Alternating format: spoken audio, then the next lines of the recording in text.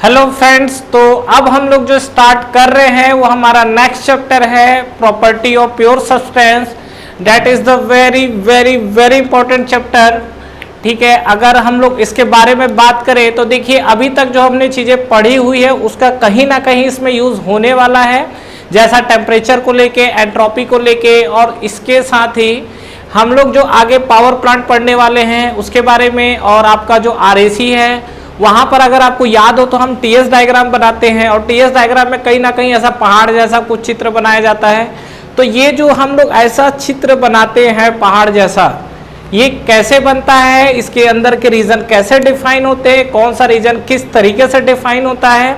इसके अलावा हम लोग इस चैप्टर में पीवी डायग्राम भी देखेंगे, और इसके साथ साथ पीवी डायग्राम तो हमने देख चुका है, लेकिन अभी तक जो हमने देखा है वो केवल हमने एक फेज के लिए देखा है। अब हम लोग जो ये देखेंगे ये हम लोग अलग अलग फेज के लिए देखेंगे।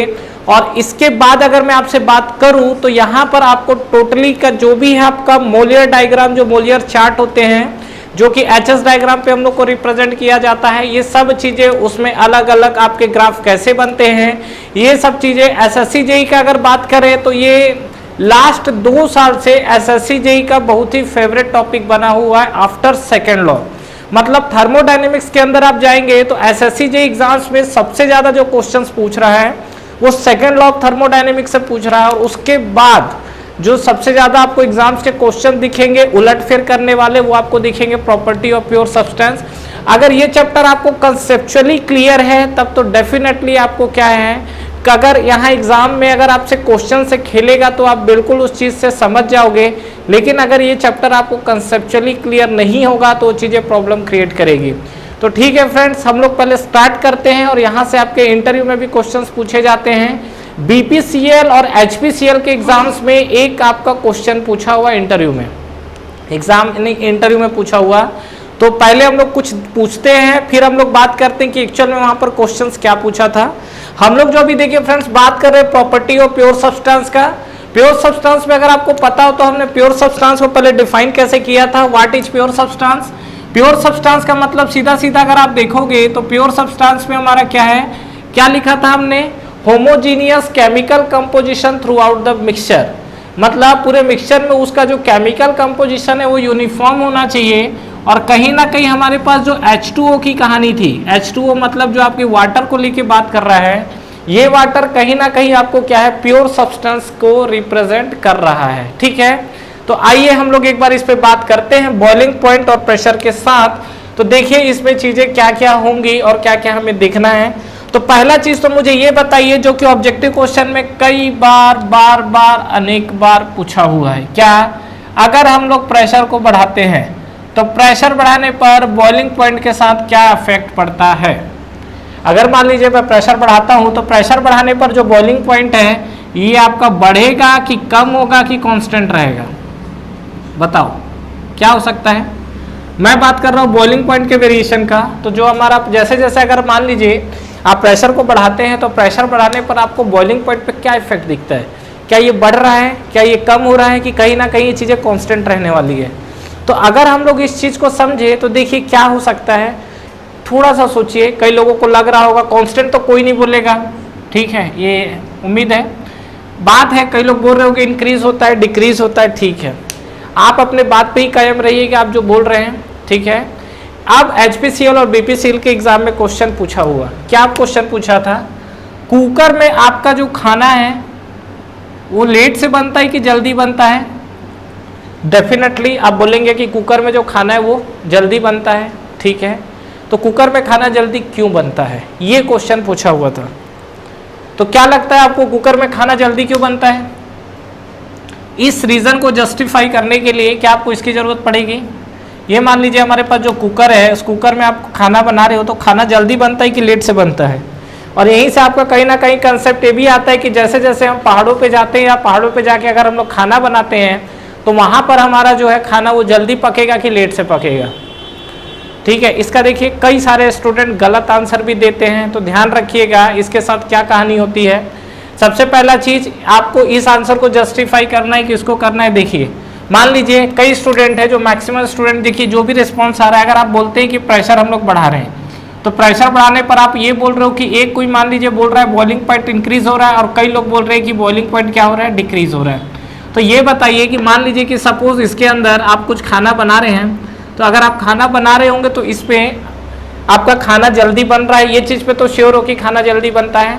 तो यहाँ पर अगर खाना आपका जल्दी बन रहा है तो क्यों बन रहा है? बॉइलिंग पॉइंट बढ़ने के कारण कि बॉइलिंग पॉइंट कम होने के कारण? तो आप ये बोलेंगे कि देखिए जैसे हम लोग इसको हीटिंग करते हैं कुकर को, तो ठीक है कुकर को हमने हीटिंग किया, तो जैसे जैसे आप कुकर को हीट करोगे तो अंदर का प्रेशर बढ़ेगा। यहाँ तक भी सभी सेटिस्फाई है, प्रेशर बढ़ रहा है।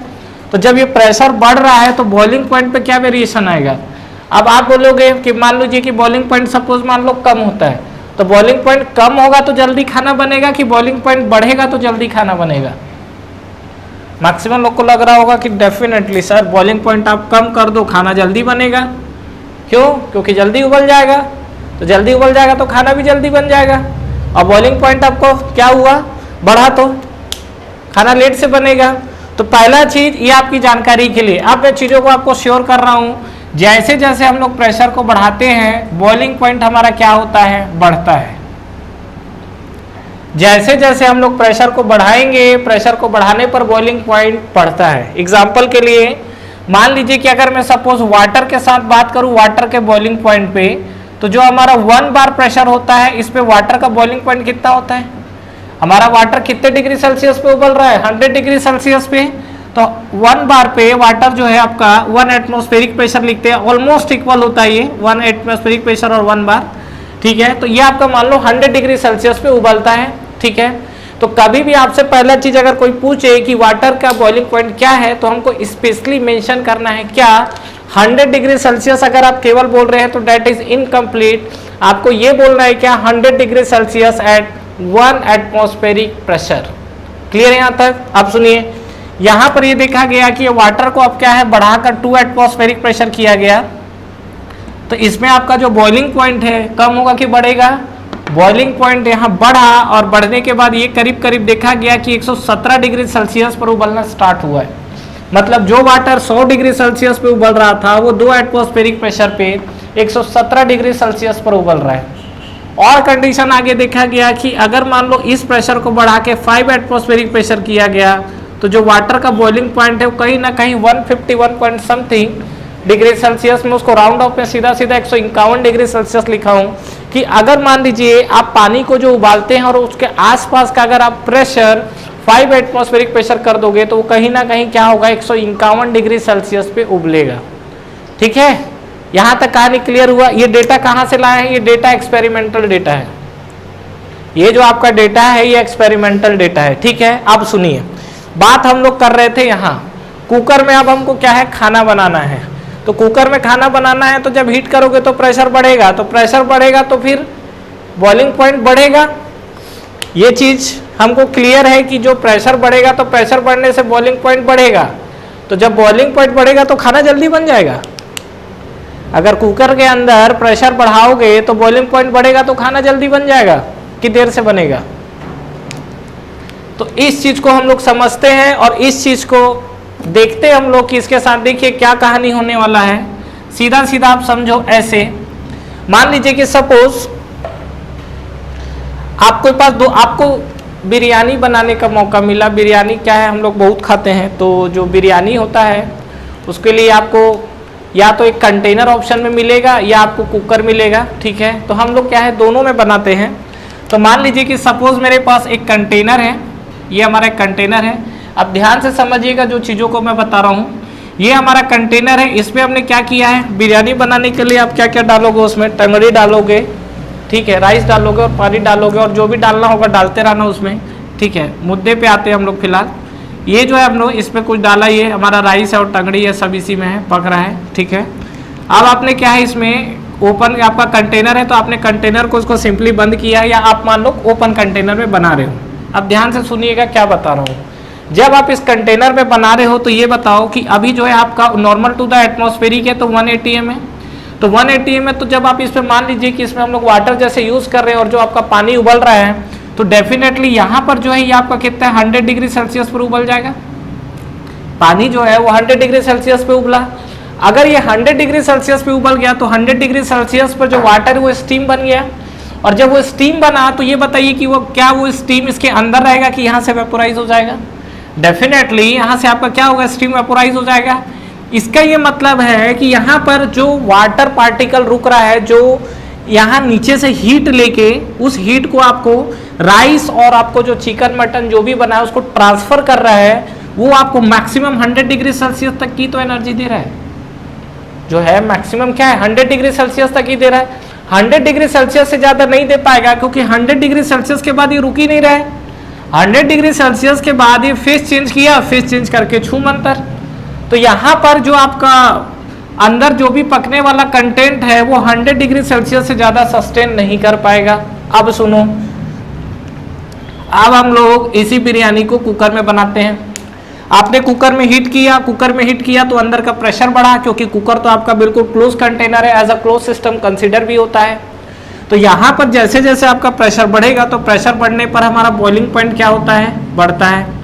तो प्रेशर बढ़ने पर बॉइलिंग पॉइंट बढ़ता है, तो बेसिकली कुकर के जो अंदर का प्रेशर देखेंगे तो 2 बार 3 बार तक होता है। मैं एक एग्जांपल ले रहा हूँ कि सपोज मान लीजिए कि ये प्रेशर मान लीजिए 5 बार हुआ। तो अगर ये प्रेशर 5 बार हुआ तो ये जो कुकर का बॉइलिंग पॉइंट है वो 100 डिग्री सेल्सियस, कुकर का नहीं जो उसके अंदर वाटर है, 100 डिग्री सेल्सियस से शिफ्ट होकर कहीं ना कहीं 151 डिग्री सेल्सियस पे उबलेगा। देखो 5 एटमॉस्फेरिक प्रेशर पे कितना है ये जो 5 एटमॉस्फेरिक प्रेशर है इस पे आपका 151 डिग्री सेल्सियस पे उबल रहा है। मतलब यहाँ पर जो वाटर आपका 100 डिग्री सेल्सियस तक ही रुका था, यहाँ पे वाटर आपका कितने डिग्री सेल्सियस तक रुकेगा, 151 डिग्री सेल्सियस तक। ठीक है, उसके बाद ये वेपोराइज होगा तो स्टीम बन के ऊपर रहेगा या बाहर निकलेगा। ठीक है, अब सुनिए, जितने देर में यहाँ पे जो राइस या अंदर के कंटेंट है वो 100 डिग्री सेल्सियस को यूटिलाइज कर रहा है, उतने ही देर में यहाँ के जो कंटेंट है वो 151 डिग्री सेल्सियस से क्या कर रहा है, एनर्जी ले रहा है। मतलब अगर मान लीजिए ये सेम टाइम में 100 डिग्री सेल्सियस से एनर्जी को ले रहा है, तो उतने ही टाइम में ये क्या है, 151 डिग्री सेल्सियस से एनर्जी को ले रहा है। तो ये बताइए कि ज्यादा एनर्जी कौन ले पाएगा सेम टाइम में? डेफिनेटली 151 डिग्री सेल्सियस वाला, क्योंकि इसके पास एनर्जी ज्यादा है तो एनर्जी ज्यादा सप्लाई करेगा। तो कुल मिला के अगर आप देखोगे तो यहाँ पर क्या हुआ कि जैसे जैसे हमारा प्रेशर बढ़ा वो बॉइलिंग पॉइंट बढ़ा, और बॉइलिंग पॉइंट बढ़ने के कारण क्या हुआ, अंदर पे जो आपका था वेपोराइजेशन वाला पार्ट, वो वेपोराइजेशन आपका क्या हो गया, काफी देर से हुआ। तो ये जो आपकी एनर्जी वो एनर्जी अंदर ट्रांसफर हो गई, और इसलिए इसमें खाना आपका क्या बन गया, जल्दी बन गया। कहानी क्लियर हुआ? मतलब अगर आप ये देखोगे तो कुकर जो होता है, कुकर के अंदर हमारा खाना जल्दी बनता है, और जल्दी बनने का रीजन क्या है, प्रेशर बढ़ना। प्रेशर बढ़ने के कारण बॉइलिंग पॉइंट बढ़ा, बॉइलिंग पॉइंट बढ़ने के कारण चीजें देर से वेपोराइज हुई, और देर से वेपोराइज हुई तो वो ज्यादा देर तक वो एनर्जी क्या है, अपने कंटेंट को दे पाएगी। ठीक है, अंदर जो भी पक रहा है। उसी तरीके से बात करते हैं कि पहाड़ों में जो खाना होता है वो लेट से बनता है कि धीरे धीरे बनता है, देरी से बनता है। अब आप क्या है, पहाड़ पे गए, ठीक है, आपका मूड हुआ, कहीं गए पिकनिक उकने को मनाने, जो भी गए, ठीक है। अब मान लीजिए आप यहाँ बैठ गए हो, एकदम पीक पे जाके एकदम मजे कर रहे हो, ठीक है। यहाँ आप खाना बना रहे हो, तो खाना यहाँ जल्दी बनेगा कि देर से बनेगा? तो अगर आप ऊपर कंटेनर पे लेके जाओगे जो भी है, तो यहाँ पे आपका जो प्रेशर है, ऊपर जाने पर प्रेशर कम होता है कि ज़्यादा होता है? कम होता है। हम लोग नीचे है तो हमारे ऊपर प्रेशर, एटमॉस्फेरिक प्रेशर ज़्यादा है।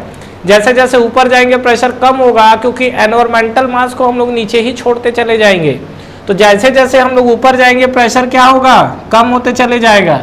ठीक है, अब ये बताओ, प्रेशर कम हुआ तो प्रेशर कम होने के कारण, यहाँ देखो प्रेशर कम हुआ, प्रेशर कम होने के कारण बॉइलिंग पॉइंट आपका क्या हो गया, कम हो गया।